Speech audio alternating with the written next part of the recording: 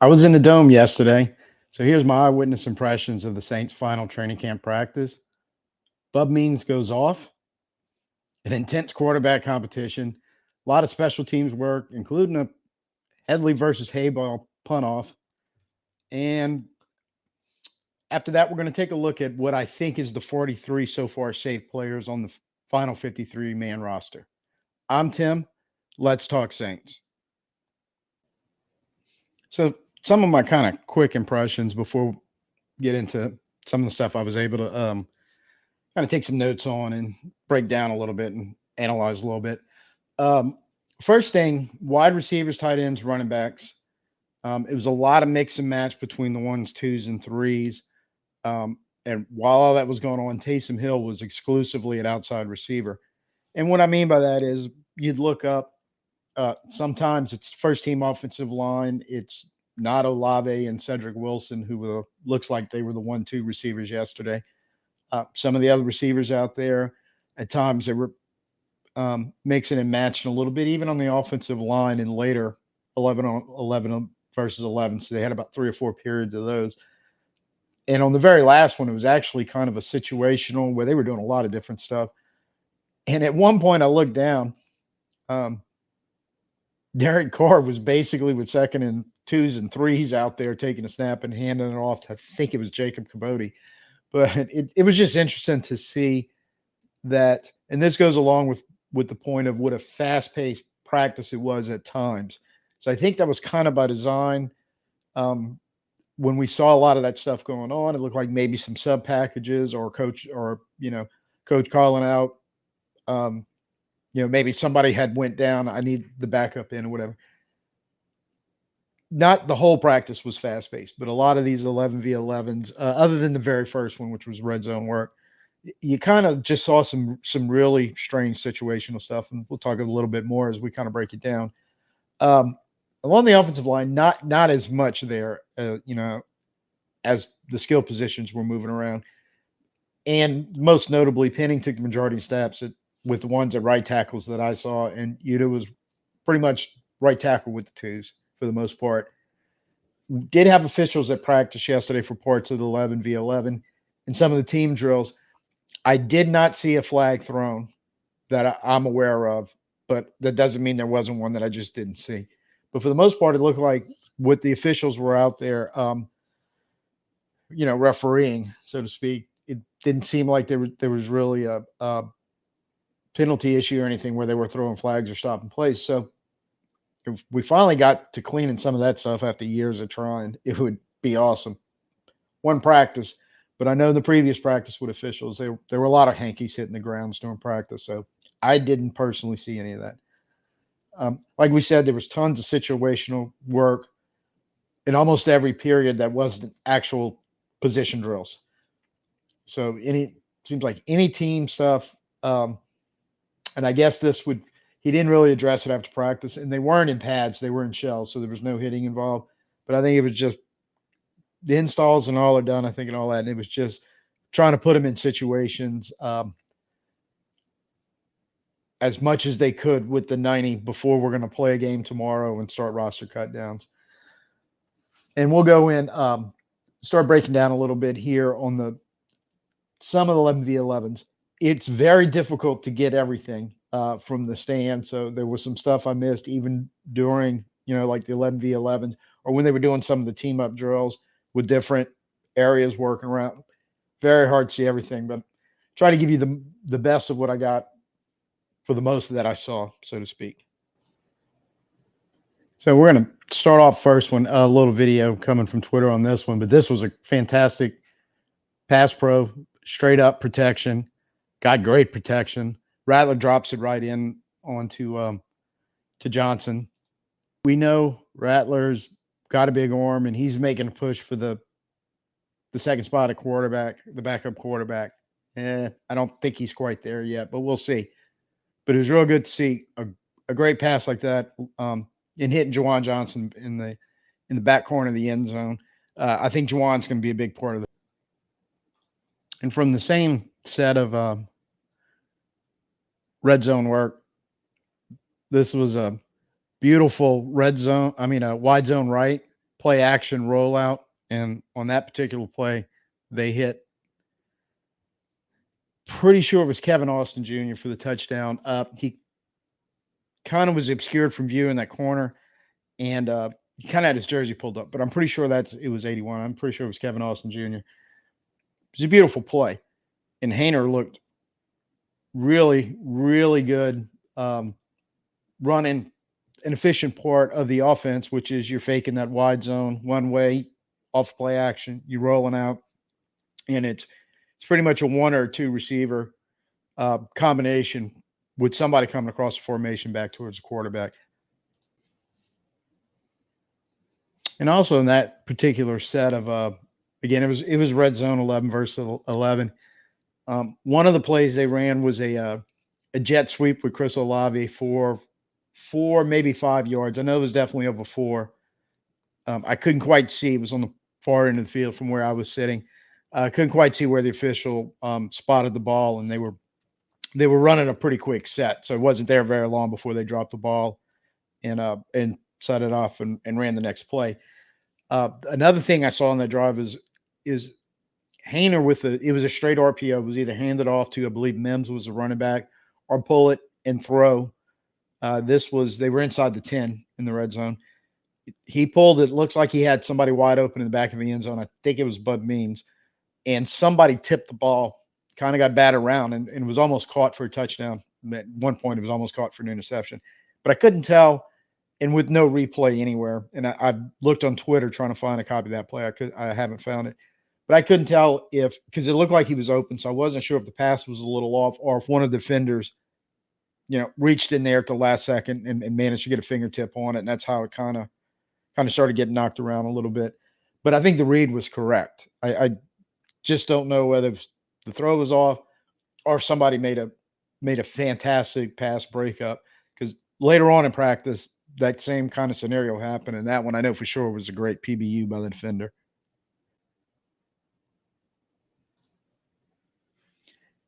Next, they had a very long kind of special teams punt return period, and this happened. This started the end zone furthest away from me, but they were basically punting from the back line. Headley and Hayball were going back and forth on this, but this was a rather long period. Plus, they had returners for the Saints returning, which was yesterday with Cedric Wilson, who did have one muff, Amadi, and Samson Nakua were the three that they were using that I saw. So it was a little hard to kind of evaluate what was going on at first because, again, they were in shells. There was no real contact. There was kind of some coverage, but it really wasn't live. So, I mean, the gunners and the guys trying to block the gunners really weren't going at it like they normally would in the game. There really wasn't much of a punt rush, so to speak. And I think it was almost kind of a walkthrough with a little letting them punt it and then a little coverage downfield to kind of gauge what was happening. The only one in that, and then eventually they started moving it 5 or 10 yards, the line of scrimmage down, downfield, and the punters kept trading it off. The only one, Headley shank, there was one of the, in fact, that was kind of coming towards us I was sitting along the visitor sideline on the first row. It's kind of headed towards us, it seemed like almost for a second, but it was kind of a Headley shank that we saw a little bit of last year. Did see Hayball. This is the only one I can remember where, this was as they started moving down the field, probably punting it from somewhere around the 20. It's hard to tell, but I think that was the only one I can remember. Hayball boomed a high one, and I believe it was Wilson actually had to back up from where he initially was to go catch it. Seemed like that could have been a coverable kick and one in which kind of flipped the field, but they were stuck on this placement thing and no returns from Headley last year that I still don't know if I agree with, but you did see a lot of that from Headley. He does appear to be pretty good at that. He pinned Wilson along the sideline twice that I can remember, one on the near and one on the far, with a directional kick that had no return. But the last 5 kicks, and they may have been doing this a little longer. Like I said, sometimes it's hard to notice exactly what they're doing until you see a couple of them. But the last 5 that I charted, They were in about the Saints 45, and they were trying to pin back inside the 10.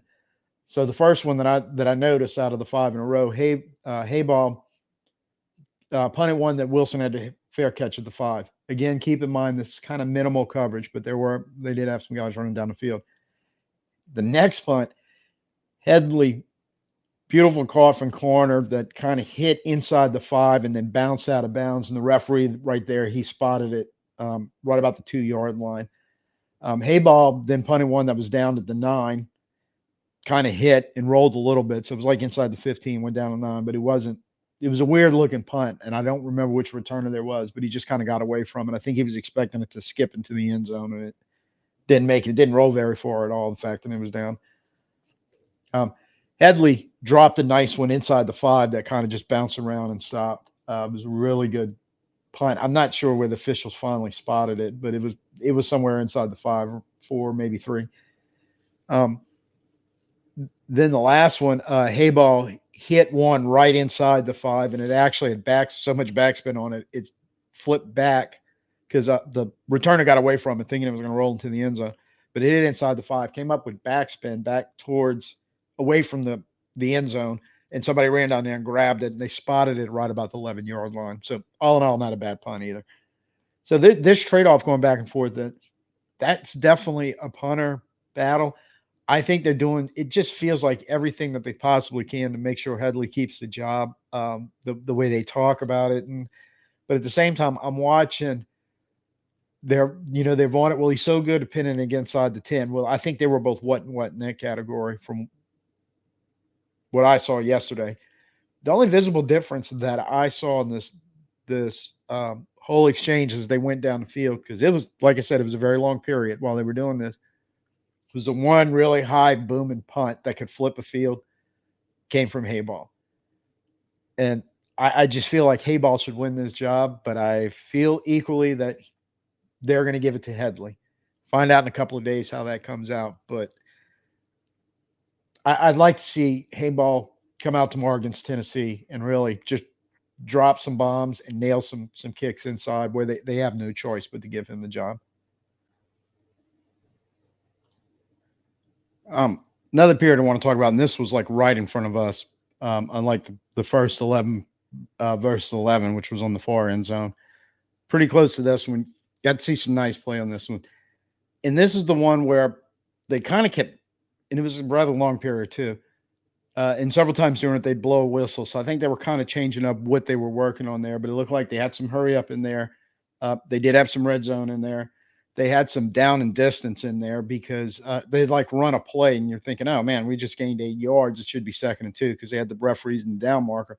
The ball gets misplaced somewhere else. It flips to 3rd, and all of a sudden it's like 3rd and 6. And like, no, we gained more than that. But it took a minute to realize, oh, they must just be throwing certain situations out there. And this is one where it looked like they had heavy sub packages coming in and out because they were moving a lot of personnel around. On the offensive side, quite honestly, I did not notice much what was going on in the defense right here. And then like I said, some individual substitutions. In fact, at one point on this, I looked down to see that it was basically the 5 what we think starting offensive linemen, Lavi and Wilson out there, but Haener was taking snaps and he handed the ball off to Mims, and it was just kind of like, well, that's kind of when I really first noticed they had some crazy substitution patterns and stuff going on here. So there's a lot of personnel moving in and out while they were doing this. Kind of hard to keep track of, honestly. So after a while, I just really couldn't who was running with who and doing what. There was kind of the first drive, I guess you want to call it. I'm not really sure how to refer to this, but Kamara had a nice outside zone run right, wide zone right, 10 plus yards. They kind of blew the whistle with not a lot of bodies around him. And again, since it isn't full contact and not wearing pads, it's really hard to know if he'd had that much space sprung open when he turned it. But I promise you, if he did, that's well more than a 10 plus yard run. He's still going when they kind of blew the whistle and stopped the play and remarked the ball, and they went from there. They ran several plays, couple incompletions. One of them was on downfield, which they had the 3rd down marker set. I think that's the play I was thinking of when it should have been 3rd and short, and it was 3rd and longer. and they threw an incompletion downfield. But mixed in there, Carr had a nice 9-yard, just real quick, boom, put the ball on Jawan Johnson on a little out route. Beautiful play. It was a beautiful throw because it looked effortless. Hope we see a lot more of that. After that downfield incompletion on third down, and they were close enough. I could hear Dennis Allen yell, "Field goal, team." They ran out there. Grupe set up for a 42-yarder and banged it. So kind of got the impression maybe they were working on a little situational hurry up there. Not really sure, but when he called field goal, they were in there quick, got it set up, and Grupe banged it. And so a little work there, a little good thing from Grupe when DA was talking yesterday about he's got to make him inside of 50. And we'll have a little more on Grupe a little later on. And this is another one that was able to go find a little video on Twitter on this play. But this is Rattler with the twos where he ran a wide zone left, that same wide zone blocking action, like run blocking action. But it's play action rollout. And he throws a very nice 16-yard pass to Bub Means, who I'm telling you, Bub Means had a day yesterday. But again, this is the sort of thing where you want to see that. That is just a staple of the offense. You want to see everybody run it well. We saw Hainer. Hainer ran it very well yesterday, but so did Rattler. They both look good in this concept where you're selling that hard run look, pull that ball, roll out, make a throw. Means that was a great catch with a little toe tap on the sideline. Very safe play. Picking up 16, you want to see that's hitting that plus 15 category, knocking on plus 20. It's good numbers you want to have mixed in there when you do this kind of stuff. Look good all the way around. So definitely want to keep seeing more of that. And there was another play. I think might have actually been the very next play. They set it up as a 3rd and long. They did a little play action with Rattler, who ended up scrambling out of the pocket, rolling to his left, and then just tucking it for 10 plus. And that was another one. They kind of blew the whistle. Very possible he'd have picked up more than that. But definitely grabbed the first down.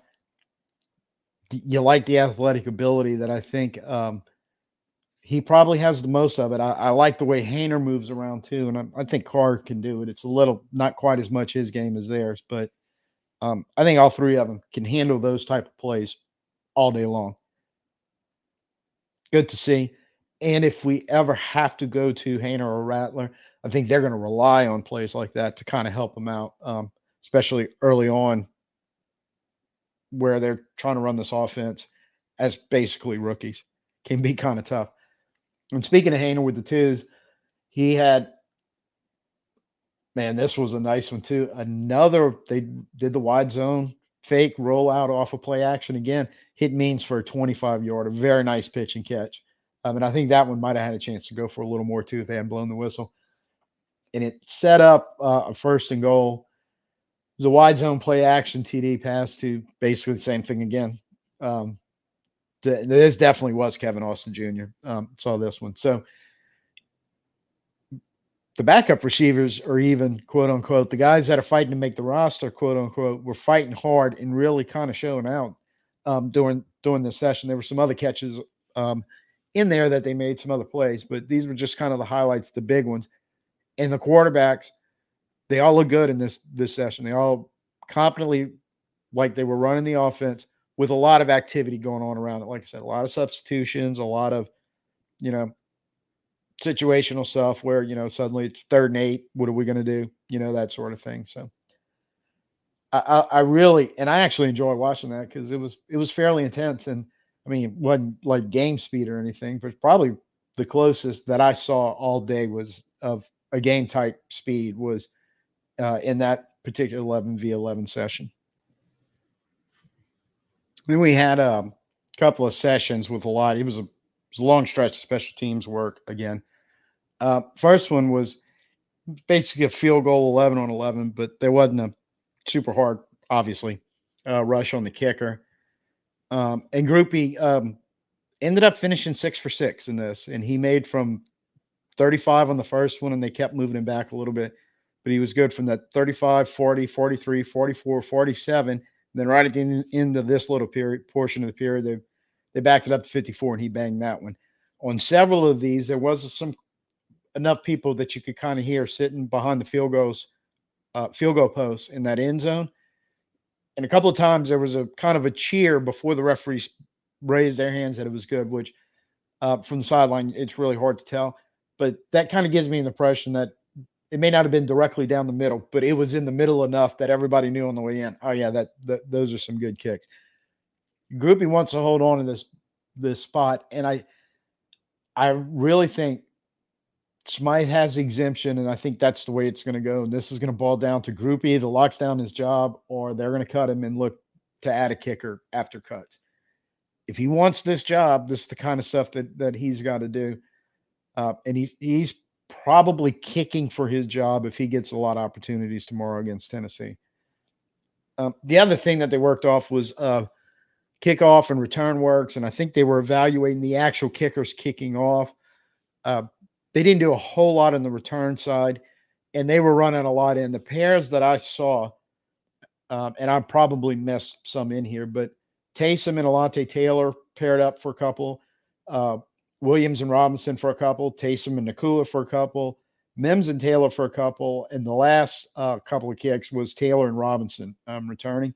And the very last return went to Taylor, who faked a reverse to Robinson and ended up turning up the right sideline. And I don't think Darren Rizzi was going to be very happy because there was really nobody over there. Had this happen in a game, and as fast as Taylor is, that went a long way, if not all the way, on that particular play. But it was just, and it kind of caught us by surprise because they really weren't doing anything super special back there. And then all of a sudden, like they ran that, he's motoring up the right sideline. They kind of blew the whistle. The horn went off. They moved to the next period.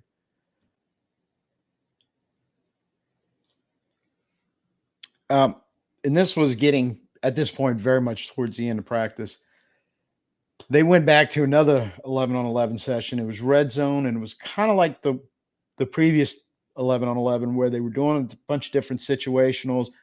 Again, substitutions, kind of some crazy looks as far as personnel sometimes when you look down there. But it was all exclusively inside the 20, and a lot of it working around the 10 yard line and in. But there was a couple fantastic plays in this. Carter Hill for 10 yards on a play up the sideline. I think the mark was about 3rd and 5 or 6. It had been 10 plus yards, and the ref didn't really mark it. They just kind of blew the whistle, and they set up for the next one. It was like the previous one also. It was a very intense and fast-paced scenario, and probably as close as you can get to kind of game feeling in a practice situation. Carr to Olave for a 4-yard touchdown pass, which was basically a 5-yard out. Carr put the ball, I think Olave literally caught it like right over the pylon in the front corner of the end zone. But it was another one of those where you're talking about ball placement. Hit Olave perfectly, very catchable ball. The only person on the planet who had a chance of getting their hands on the ball was Olave, and that's what you want to see in the red zone on those types of pitches and catches. Rattler hit Austin Jr. to back corner of the end zone, except for the fact that at the last – I mean, it looked like a short touchdown. Amadi came in and managed to just tip it at the last second and bat it away. It was a great job by Amadi. If not for that, would have been Austin Jr. catching another score, Rattler throwing another touchdown. I mean, there was a real good play, I thought. Hainer to Cabote out of the backfield for on a 3rd goal inside the 5, where he kind of looked at 2 and then looked down, and Cabote had snuck out of there, and he just found him, and there was nobody near him, and he just kind of trotted in the end zone, which is the kind of stuff where I like to see young, obviously quarterbacks going through progressions, and definitely like to see running backs recognizing, hey, I got to sneak out there now. I'm not really doing much in the blocking game here. I'm done with that. Let me get out there and give him a target so he can give me the ball and I can get in the end zone. Definitely stuff you want to see from young players. And then a little while later, Carter Mims, basically almost the exact same play happened again. Just getting a little disappointed in the defense that nobody was picking up on this.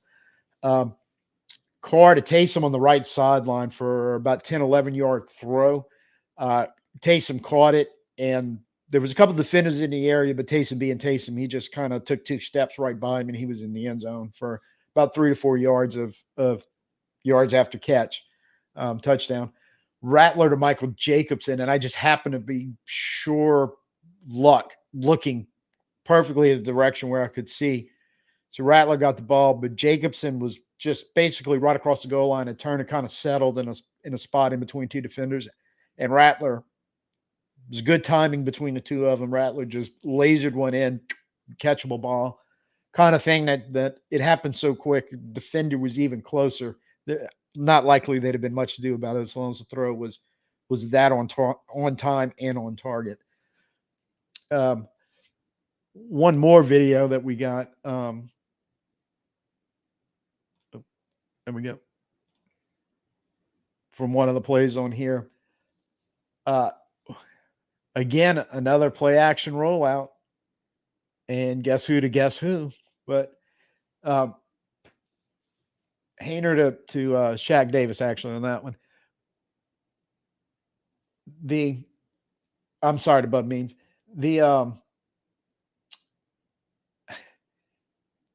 This play action rollout, I like to see the young quarterbacks, and I know I mentioned it earlier, but I'm just how accurate they are throwing the ball to receivers downfield. The way they can make throwable or make catchable balls to them while on the move. We saw a little bit of that from Rattler. Saw a lot of it yesterday from him. We have seen a little bit of that from Hayner. They did an awful lot of that yesterday. And again, I think that if we're forced to put him in games this year, that's the kind of stuff that we're going to have to be able to do with him, I think, to give him a fighting chance to kind of move the offense. We're going to talk a little bit about I think I got it up to 43 out of the 53 that I feel pretty comfortable in saying is going to make this roster.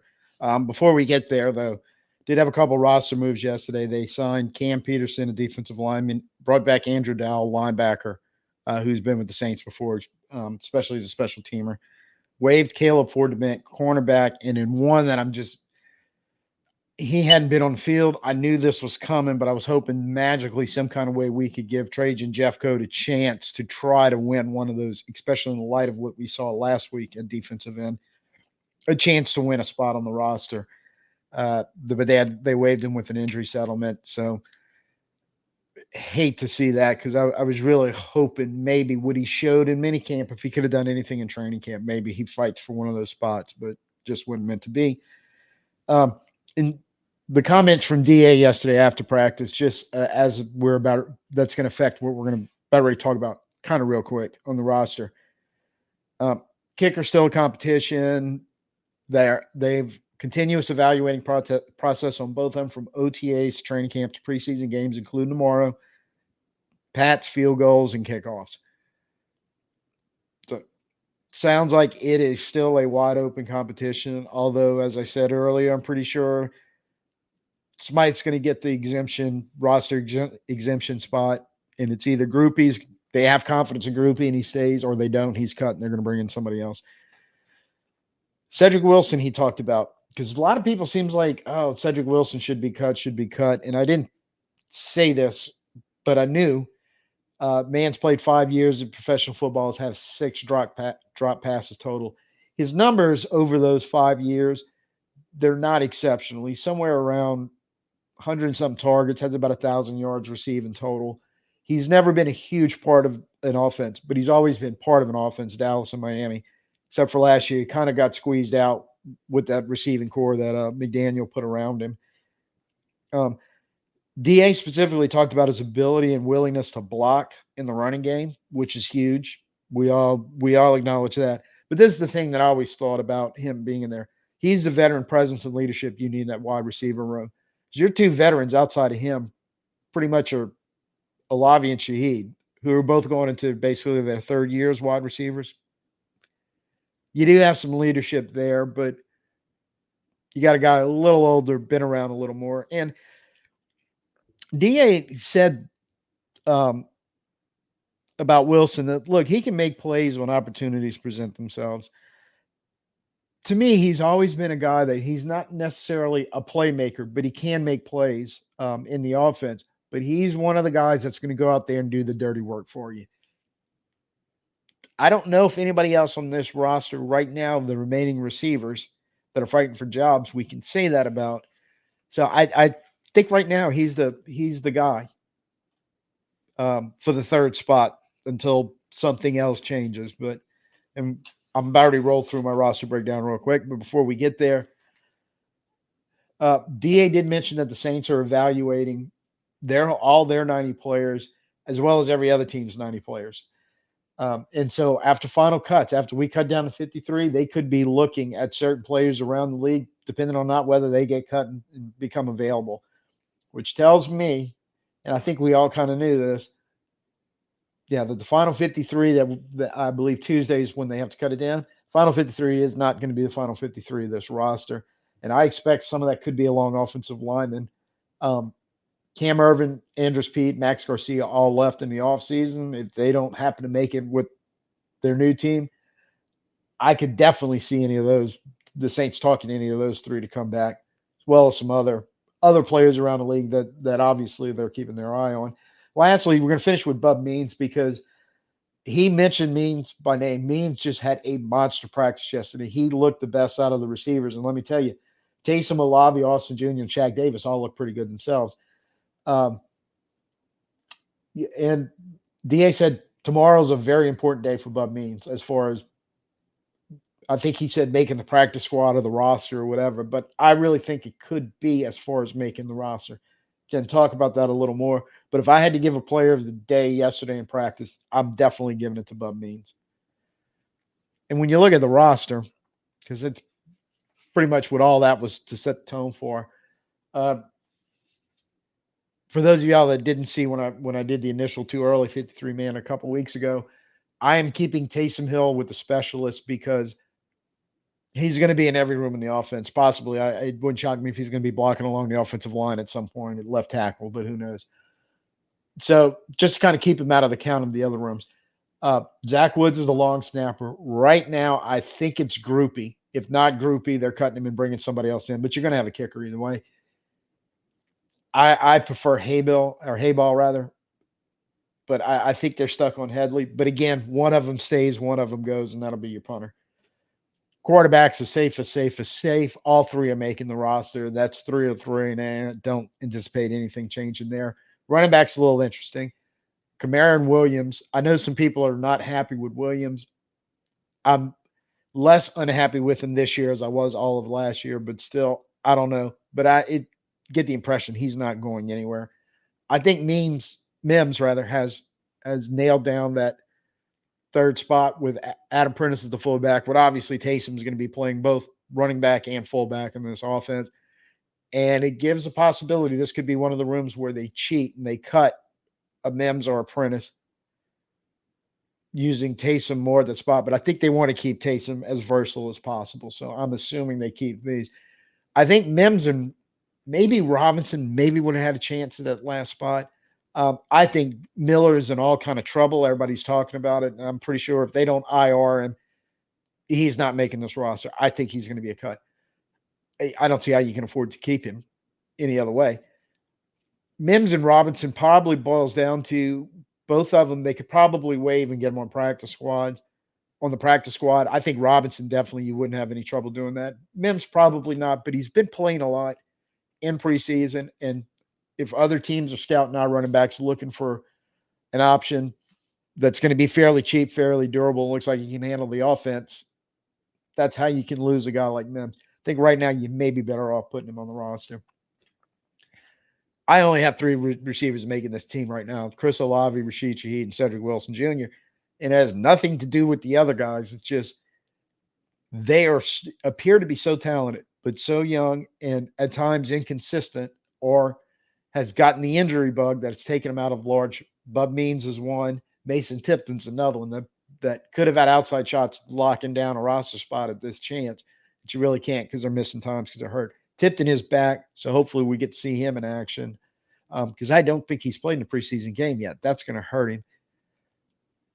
I don't know how those last, again, assuming 3 spots, they were going to keep 6, but again, they could decide to take 1 less, knowing that Taysom is going to see a lot of action at outside receiver also. Offensive line, oh my God, still a mess. All I know for sure is Eric McCoy's making this team, and so Cesar Ruiz, and so Taliesin Fuaga. Pretty sure Patrick's going to make it, possibly starting left guard, but he's almost definitely the backup center. Then you got Panning. Probably he's got the right tackle spot as of now. Landon Young, Oliuta, backing up the tackles. They've used both of them at guard, trying to get versatility. DA's talked about trying to get versatility in the backup lineman.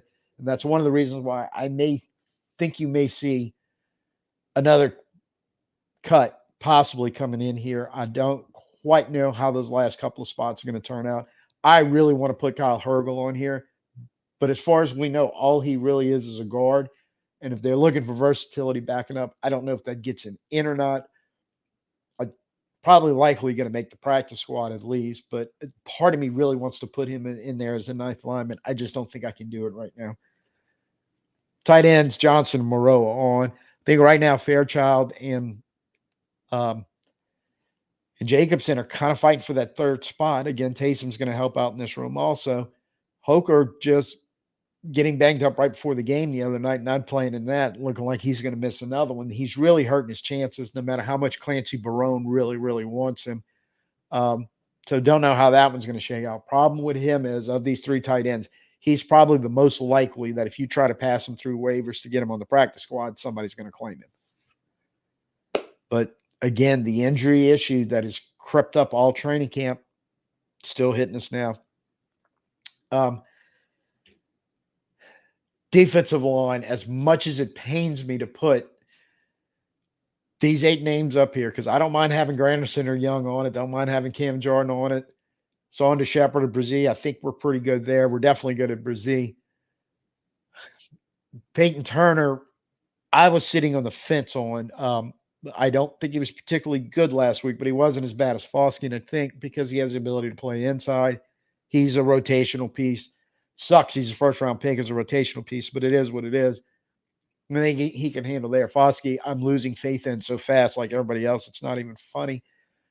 I like seeing Trajan Jeffcoat but he just didn't work out. Try to get in the mix on here. We got Nick Lalos, and that could be another one after cuts. They're going to try to bring in some help on the outside because I just can't imagine we're going in with Foskey and Turner as our primary backups to the big 3 and not have some other help in there. Linebacker, I don't know if you can pick a bad 6 from this group to put on there. I think Orji has finally done enough, and he's been the most healthy out of all the backups and hasn't missed time. Knock on wood. So I think he's should have that 4th spot, and it's just figuring out through the rest of them who's going to stay healthy, be able to get on the field and help you. I don't think there's any bad play from any of our linebackers. Kaliki Hudson, I'm pretty sure hasn't missed time. He's looked good, especially defending the pass. I was this close to putting him as a 5th linebacker, and he's been completely healthy all through training camp. So he may have that 5th spot. I just don't quite know if you can go there yet. Defensive backs. The 4 safeties are the 4 safety. The top 4 corners are the top 4 corners. This is another one. I don't think they can have a bad pick, keeping a 9 or a 10th, depending on how they roll out their numbers. Part of me wanted to put JT Gray here, but we've had some good looks, especially at those backup corners that have played pretty well. And that's kind of how you develop young players, is you got to try to figure out a way to keep some of them on the roster. And this may be like one where you try to sneak that last guy in there because you're trying to develop another corner of the future. And you don't know if they'll be as good as our top 3 or 4 corners, but somebody that can stick around on the roster for the next 4 or 5 years and help you. He may be on this team, and so you may have to find a way to keep him on the 53.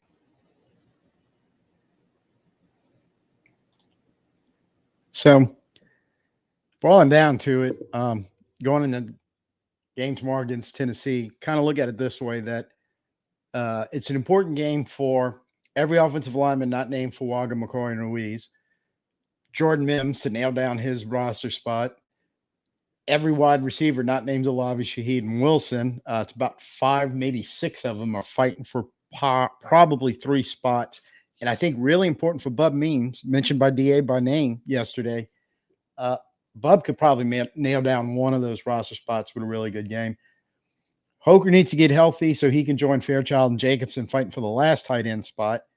Don't know how that's going to play out. And I'd like to see Heflin, Vickers, or Boyd step up, take the last, whatever which one wants it, the final interior defender slot, and Lelos to come up and just ball tomorrow. So maybe the Saints can have a hard conversation about what they're going to do with Foskey.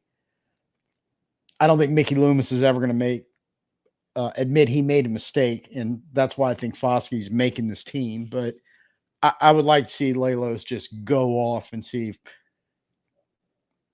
if we can't change their minds on that.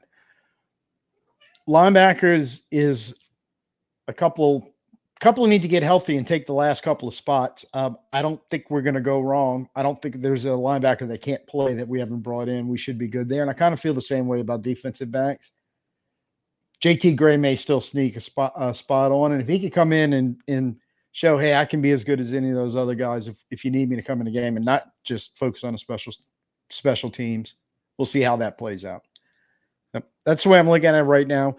We'll have something more probably going to be Monday. I want to take my time evaluating tomorrow's game and taking a look at what I think the 43 are so far, as well as trying to figure out the last 10. So give me a thumbs up if you like the 43 that I have hard.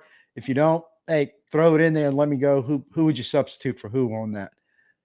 If you're new here, please go ahead, hit the subscribe, hit the like, hit notifications, share it, let everybody know.